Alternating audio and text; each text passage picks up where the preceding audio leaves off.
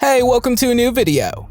Almost 2.5 miles or kilometers deep in the murky waters of the Atlantic Ocean lies the Titanic, a ship so massive that only parts of it are visible in the darkness. However, a recent groundbreaking achievement has been made with the creation of the first full digital scan of the Titanic. This 3D depth mapping project allows us to explore the wreck, as if the water has been drained. The scan reveals the ship from every angle, showing the upper deck, the gaping hole where the grand staircase once stood, and the captain's bridge and wheelhouse. In September 2023, these new video images of the wreck revealed previously unseen changes and decay, especially at the bow and the iconic railing. They show a changing landscape 2.5 miles or 4 kilometers underwater, with the most recognizable part of the ship, the bow, showing signs of inevitable decay. Notably, a 15-foot or 4.5-meter section of the railing has broken off and now lies on the ocean floor, further altering the appearance of the Titanic. This was the same railing where decades later, one of the most iconic scenes in film history was shot. Are you new to this channel? Make sure to subscribe and hit the notification bell. And before we start, also like the video. The ship named Californian was the closest vessel near the Titanic before it struck the iceberg and sank. The inactivity of the Californian during the disaster remains one of the most controversial aspects of the Titanic tragedy. On its final voyage before the disaster, the Californian was traveling from London to Boston, carrying cotton, oil, and jute. On the evening of April 14, 1912, the Californian was in an ice field, 10 to 20 miles or 16 to 32 kilometers away from the Titanic, and it stopped under the command of Captain Stanley Lord to avoid icebergs. The ship's radio operator, Cyril Evans, sent warnings to nearby ships, including the Titanic, about the dangerous ice conditions. However, the Titanic's radio operators were busy handling passenger messages. The Californian's radio operator did not hear the Titanic's distress calls, but the ship's lookout reported seeing a large ship, the Titanic, to the south. They observed the ship's lights had stopped moving, likely indicating that the Titanic had halted after hitting the iceberg. Over the next hour, the crew saw rockets being fired from the distant ship, which signified a distress signal at sea. However, Captain Lord dismissed the rockets as company signals, a practice some ships use to communicate with each other, and he took no immediate action. If the Californian had responded promptly, it may have saved many, if not all, of the Titanic's passengers from perishing in the icy Atlantic waters. The Titanic disaster is not only known for the loss of life, but also for the shortage of lifeboats. The ship only had about 20 lifeboats, which were insufficient for more than 2,200 passengers and the crew on board. This account, written by a passenger, describes the horrific conditions during the rescue operation nearly a month after the Titanic sank. The lifeboat, known as Collapsible Boat A, was found drifting in the Atlantic Ocean and contained 3 bodies. The account also described how the crew of the ship viewed the lifeboat through the binoculars as the captain maneuvered the ship closer. A disturbing detail mentioned in the account is that one of the bodies was so decomposed that its arm fell off during the recovery. The lifeboats that were salvaged were eventually brought to New York, where they became the target of souvenir hunters.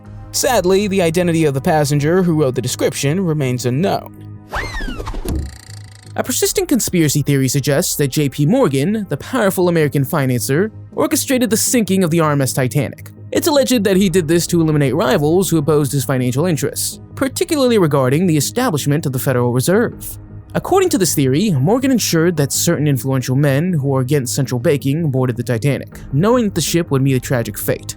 The theory is based on the fact that several wealthy and powerful men who opposed the creation of an American central bank were passengers on this Titanic. These men included John Jacob Astor, Benjamin Guggenheim, and Isidor Straus. They were influential in the discussions surrounding the establishment of the Federal Reserve in 1913. One of the most intriguing details that fuel this theory is that J.P. Morgan himself was originally booked to be on the Titanic's main voyage, but he canceled his trip at the last minute. At 74 years old, Morgan claimed he was too ill to travel, but there are reports that he was later seen in good health, enjoying his vacation in France. An alligator leather handbag is part of a larger collection of more than 5,500 unique artifacts lost at sea during the sinking of the Titanic. The alligator leather handbag isn't only a luxury item. It represents the historical context of the Titanic's passengers, many of whom were among the wealthiest people of their time. Alligator leather is considered a luxury material in the fashion industry, often associated with high-end products. The rarity and complex tanning process make alligator products highly valuable, making them prized among collectors and fashion enthusiasts. An alligator leather handbag, along with other Titanic artifacts, is kept in a secret warehouse in Atlanta, Georgia. Although the exact owner of this bag has not been extensively documented, it's remarkable how well the bag has been preserved, given the conditions on the ocean floor.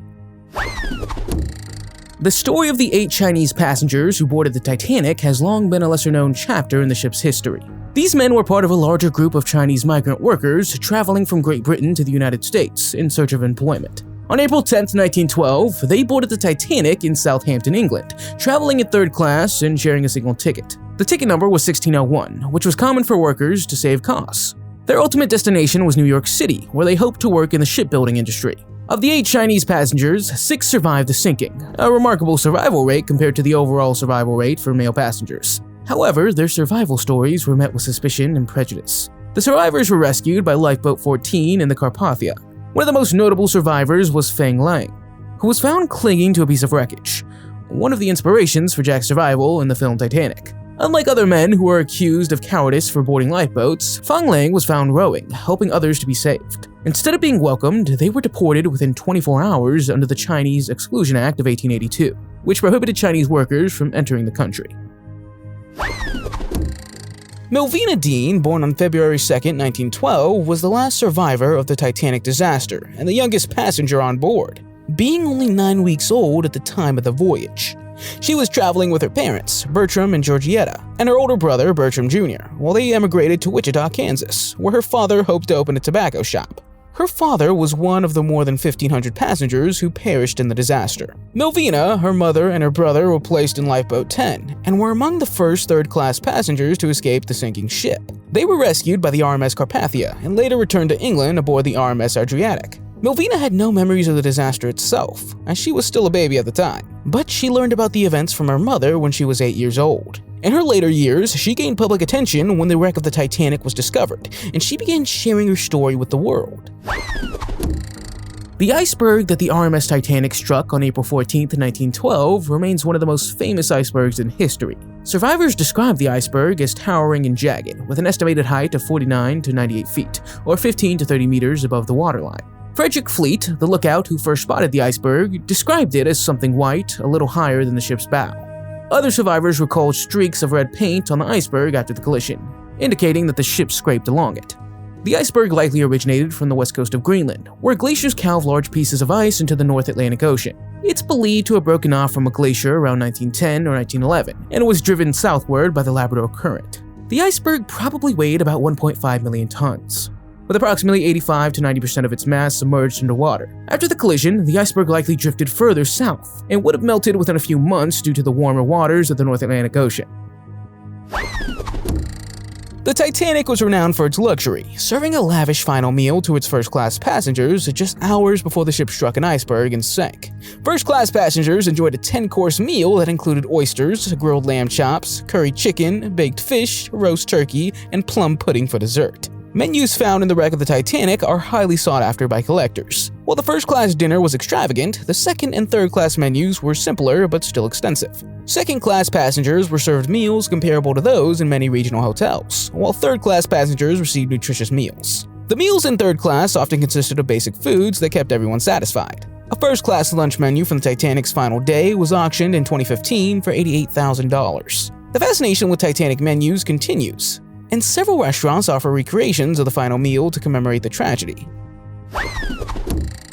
According to legend, there was an Egyptian mummy aboard the Titanic that was cursed with misfortune and contributed to the tragic sinking in April 1912.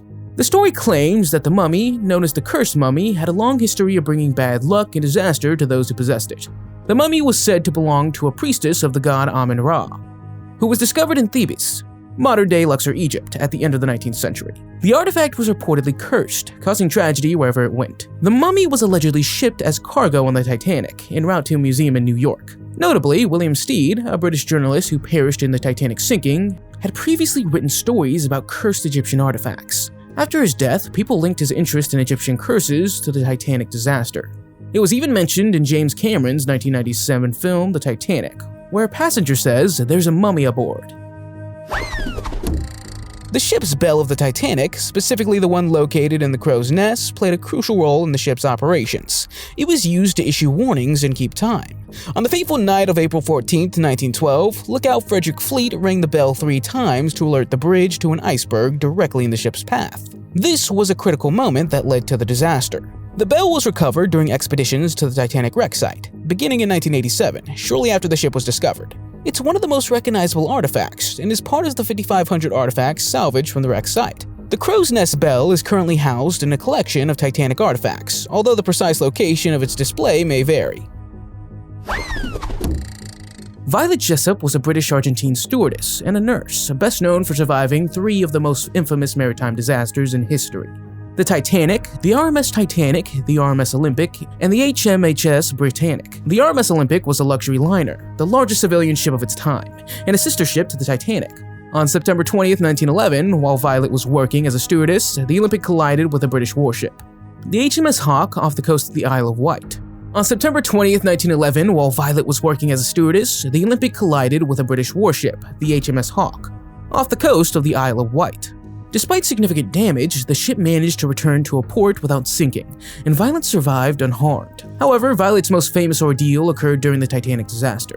She was tasked with asserting non-English-speaking passengers and finding their way to the lifeboats.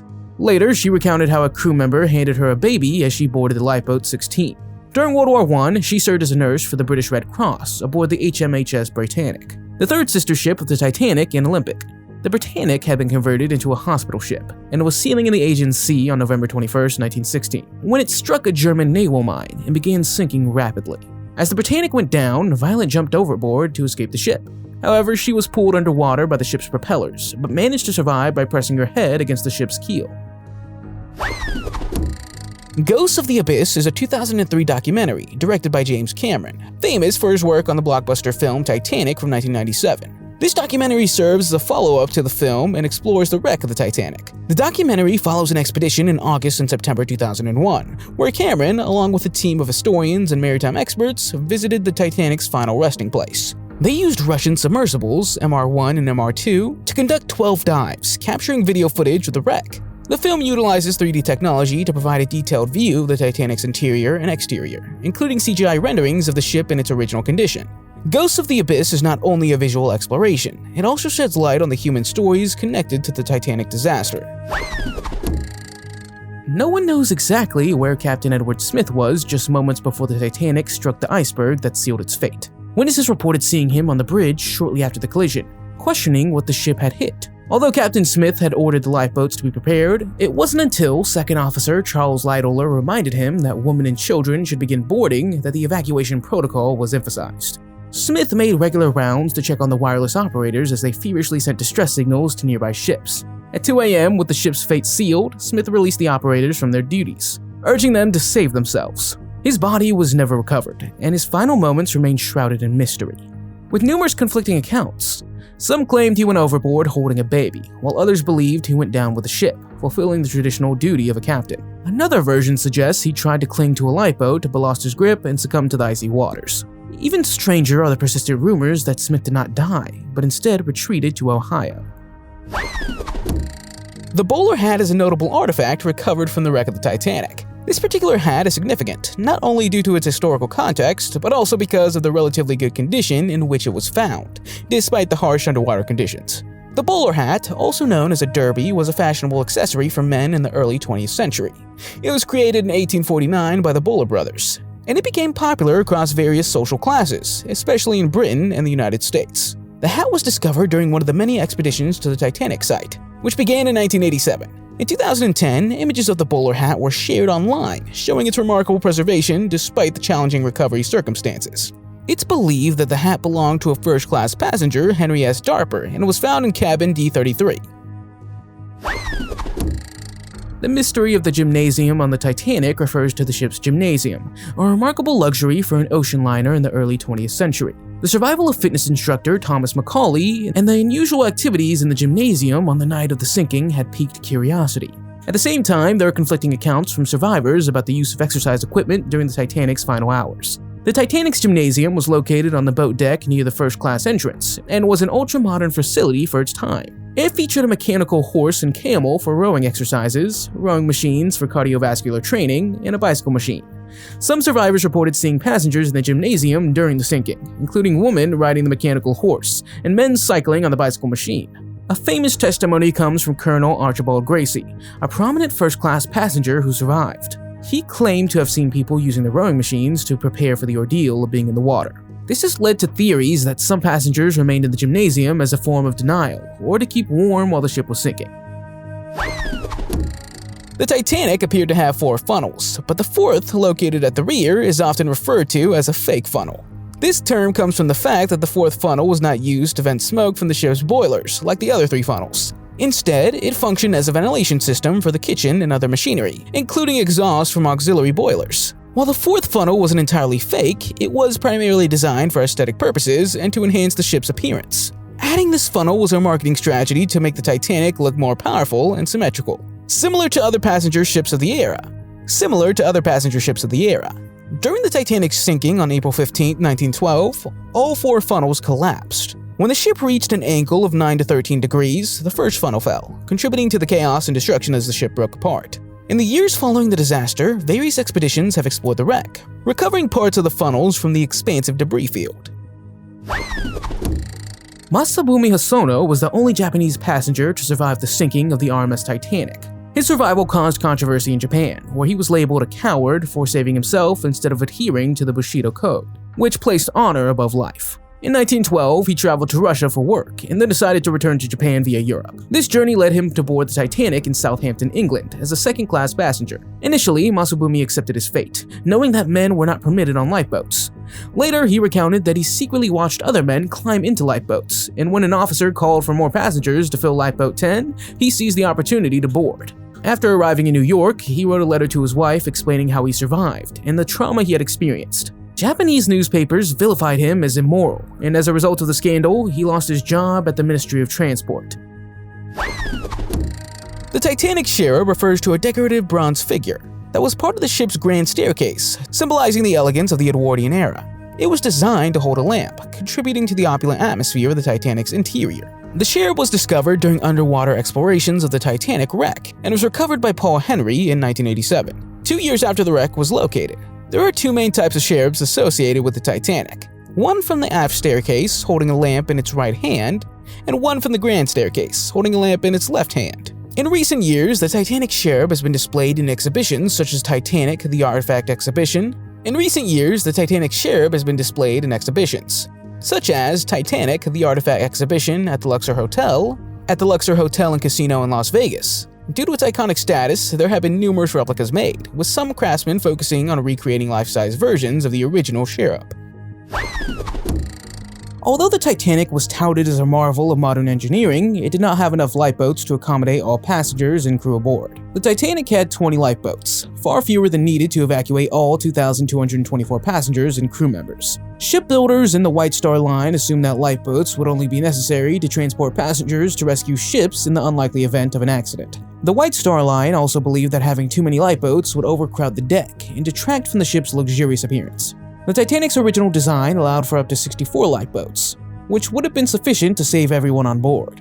Many lifeboats were launched half-empty because passengers and crew underestimated the severity of the sinking. For example, Lifeboat 1 was launched with only 12 people, despite having a capacity for 40. The image of half-empty lifeboats departing while hundreds of people drowned in the icy Atlantic Ocean is one of the most harrowing aspects of the Titanic tragedy.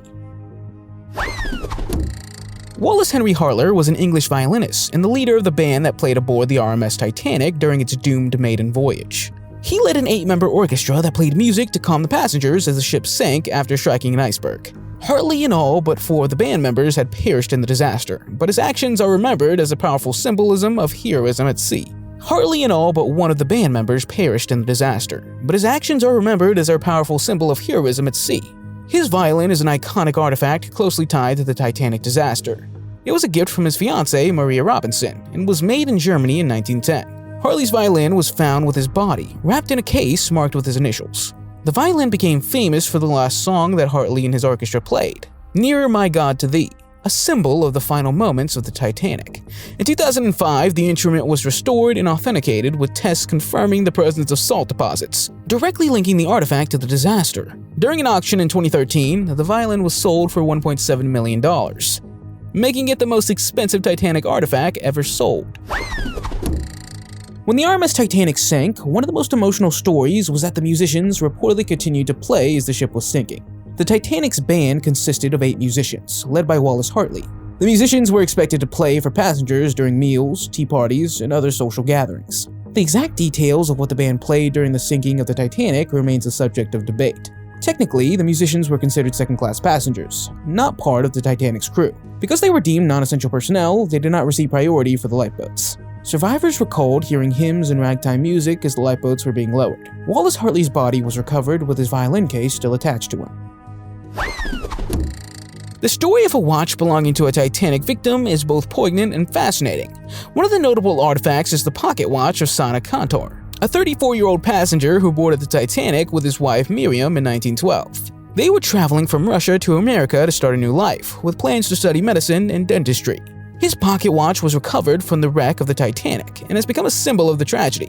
Despite the deterioration of many artifacts over the years, this watch has survived the test of time, keeping the story of the Titanic alive more than a century later. The discovery of the Titanic wreck in 1985 led to the recovery of thousands of artifacts, including multiple personal belongings. These items provide valuable insights into the lives of those who perished in this disaster. The pocket watch of Sana Cantor is not just an object. It embodies the hopes and dreams of a couple seeking a new beginning, which was tragically cut short.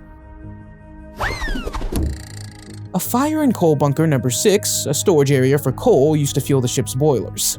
It had been burning even before the ship set sail. Coal fires were not uncommon on the steamships of that era, but the fire on the Titanic was particularly stubborn. It's reported to have been burning for days before the ship departed and continued burning after departure. The crew attempted to control and contain the fire by shoveling burning coal into the ship's furnaces. However, there is much debate over whether the coal fire weakened the Titanic's steel hull, making it more susceptible to damage from the iceberg.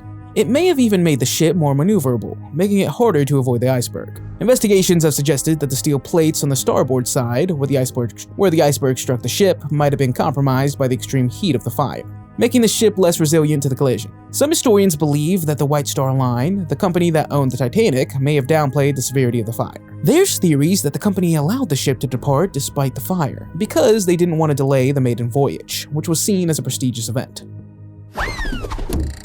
A small pair of shoes belonging to a toddler played a crucial role in identifying one of the unknown victims of the Titanic disaster. The shoes were found alongside the body of a young child, which was recovered shortly after the ship sank in the North Atlantic Ocean. This discovery helped solve an old mystery about the identity of this child, often referred to as the unknown child. The shoes, which were kept in a drawer for years by police officer Clarence Northover, were eventually donated in 2002 to the Maritime Museum of Halifax. Attached to the shoes was a note, stating that they belonged to the only baby found after the Titanic disaster. DNA analysis confirmed that the child was Sidney Leslie Godwin, a 19-month-old boy, with 98% certainty pointing to the Godwin family. DNA analysis confirmed that the child was Sidney Leslie Goodwin, a 19-month-old boy with 98% certainty pointing to the Goodwin family. Sidney's body was found 5 days after the disaster, floating in the ocean without a life vest. The shoes are now displayed at the Maritime Museum of the Atlantic in Halifax, Nova Scotia. The incident of the near collision with the SS New York is a lesser-known but fascinating part of the RMS Titanic's story. This occurred during the Titanic's departure from Southampton, England, on April 10, 1912, just before its fateful maiden voyage across the Atlantic Ocean. As the Titanic left the port of Southampton and began its journey to New York, the ship's immense size and displacement created a phenomenon known as the suction effect. This effect generated strong water currents in the harbor, pulling nearby vessels toward the Titanic as it passed by. One such vessel was the SS New York, a smaller passenger ship from the American line that was moored nearby.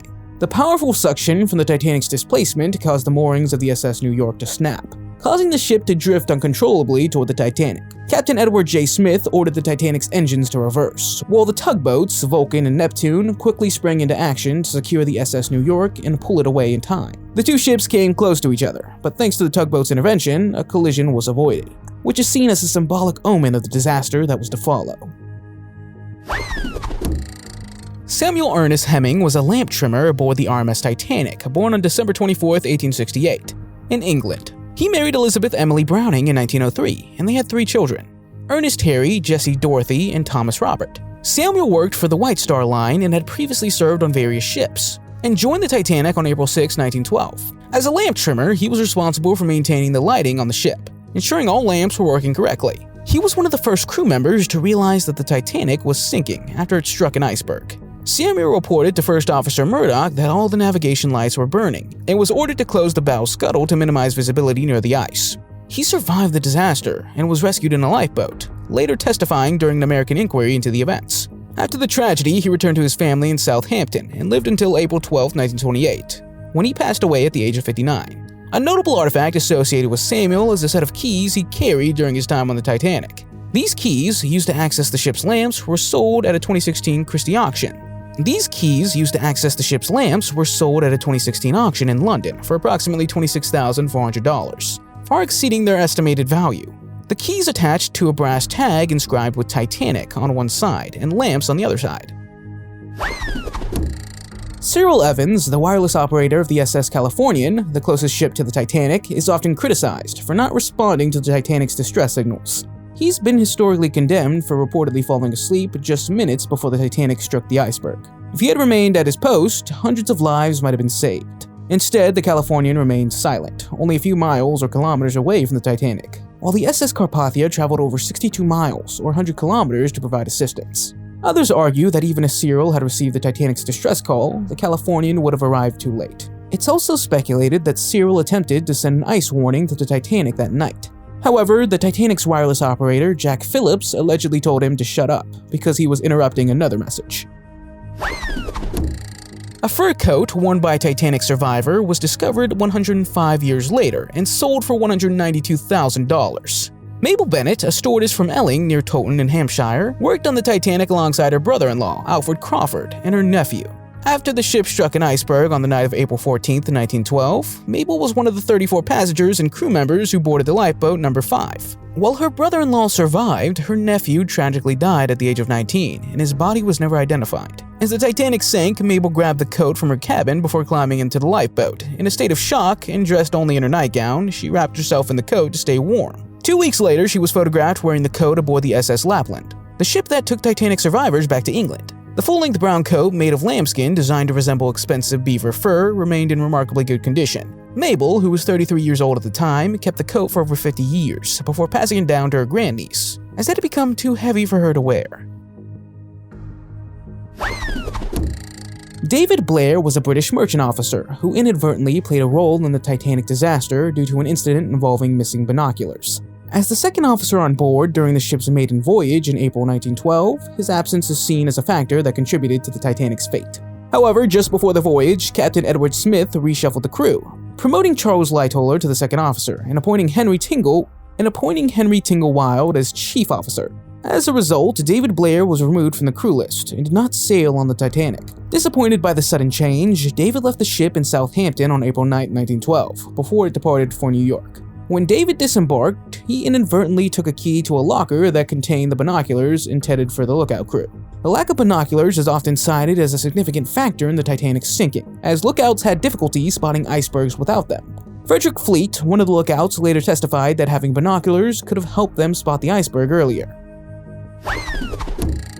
A pocket watch belonging to the wealthiest passenger on the Titanic was auctioned in England in April 2024 for $1.46 million.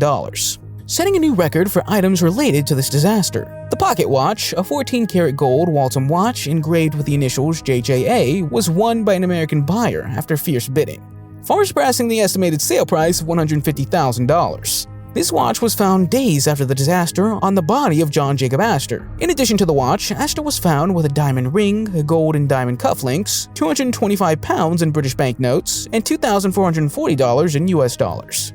John Jacob Astor was the richest passenger aboard the Titanic, with an estimated fortune of around $87 million at the time. Equivalent, Astor was traveling with his pregnant wife, Madeline, during an extended honeymoon in Europe and Egypt. They were returning to the US when the Titanic hit the iceberg. He reportedly asked to board a lifeboat with his wife due to her delicate condition, but after being told to wait until all the women and children were evacuated, he lit a cigarette and tossed his gloves to her.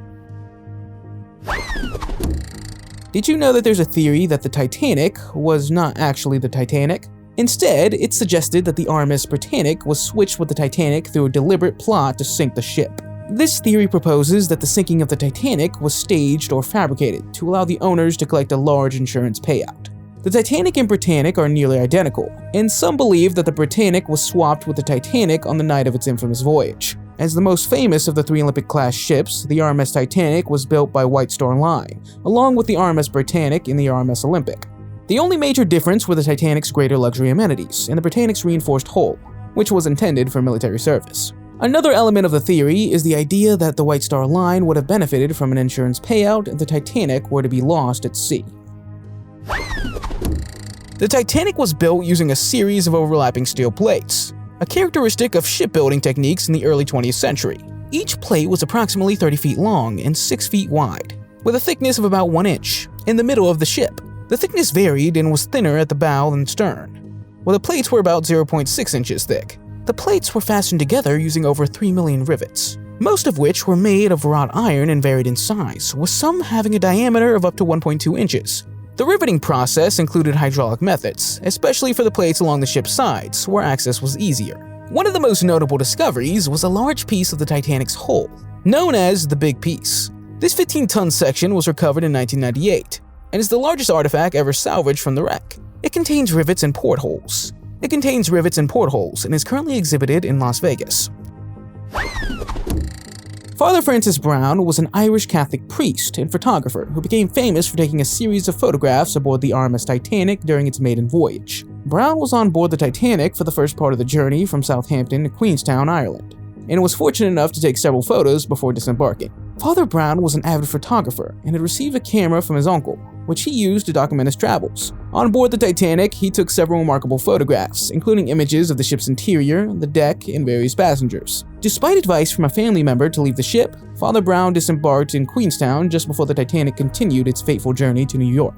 His decision to leave the ship ultimately saved his life. After the disaster, Brown's photographs remained largely unknown until they were rediscovered in the 1980s. His Titanic photos are now some of the most famous and valuable visual records of the ship.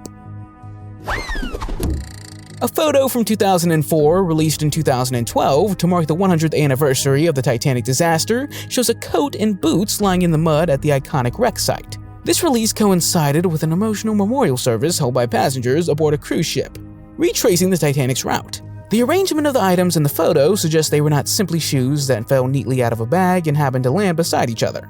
The way they were laid out strongly indicates that this is where someone came to rest. In addition to this photo, the two other images taken were during an expedition led by NOAA and Titanic discoverer Robert Ballard in 2004, and were later included in Ballard's book about the expedition. Filmmaker James Cameron, who visited the wreck 33 times, stated that during his extensive visits, he saw no human remains, but did observe countless shoes scattered across the site. While the story of the Titanic is often dominated by the lost human lives, the dogs are also a remarkable part of the story. There were at least 12 dogs on board. Only 3 survived. Lady, a Pomeranian belonging to Margaret Hayes, a first-class passenger, she was reportedly seen in a lifeboat and later brought back to the United States after the disaster. Mono, a French bulldog, was taken by Jean and Pierre Roussel, another first-class couple. Jean was able to escape the sinking ship with Mono in her arms. The Pekingese of Marion Wright, another first-class passenger, is also believed to have survived, but the rest were left behind as the ship sank. It's believed that some were locked in crates or confined to the owners' cabins. A deck chair recovered from the wreck of the Titanic is a poignant artifact that highlights the tragic history of the ship. This particular chair, more than 103 years old, was originally located on the first-class promenade deck. Deck chairs on the Titanic were designed for comfort and luxury, reflecting the opulence of the ship itself. They were typically made with wooden slats and had small metal card holders attached to the headrest, allowing passengers to relax and enjoy the view of the sea. The deck chair was found floating in the Atlantic Ocean by the crew of the Mackay Bennett, a cable ship deployed to recover bodies after the disaster. The ship's logbook notes that 6 or 7 deck chairs were recovered during this operation. One of these chairs was later given to a captain who had previously served on the Mackay Bennett. This particular deck chair is now valued at approximately $100,000 in auction.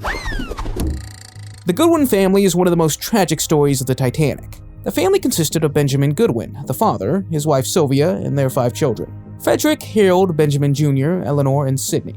They had booked first-class tickets and were on their way to America for a new life. Benjamin was reportedly last seen to board a lifeboat, but was stopped by the officers, as the boats were primarily being filled with women and children. His wife, Sylvia, is believed to have held onto one of her children as the ship sank. Frederick, Harold, Benjamin Jr., Eleanor, and Sidney also perished, with the youngest child, Sidney, being only 2 years old at the time. No survivors of the Goodwin family were found, and their fate is one of the many stories of loss and sorrow that resulted from the Titanic's sinking. During the 3 hours between the night of April 14th and the early morning of April 15th, 1912, the telegraph operator aboard the RMS Titanic sent out messages that dramatically shifted in tone. They ranged from lighthearted messages to urgent warnings, including the crucial message sent to RMS Carpathia: "We have struck an iceberg." The final distress call was a desperate plea: "Come quickly, engine room nearly full." In 2020, a federal judge ruled that a private company with salvage rights to the Titanic could attempt to recover the telegraph equipment from the wreck. This decision was made despite a previous ruling that forbid the removal of these items from the wreck site. The events that took place in the Marconi suite have become well known, especially through the accounts of the Herald Bride, the assistant to Chief Telegraphist Jack Phillips. Phillips worked tirelessly to send distress calls to nearby ships as the freezing water rose around him. Tragically, he went down with the ship, while Bride survived and later recounted their harrowing experience in the New York Times. Would you like to visit the Titanic? Let me know in the comments. If you liked the video, give it a thumbs up. If you want to see more videos we've made, click one on the screen or take a look at the channel. Thanks for watching, and I'll see you next time.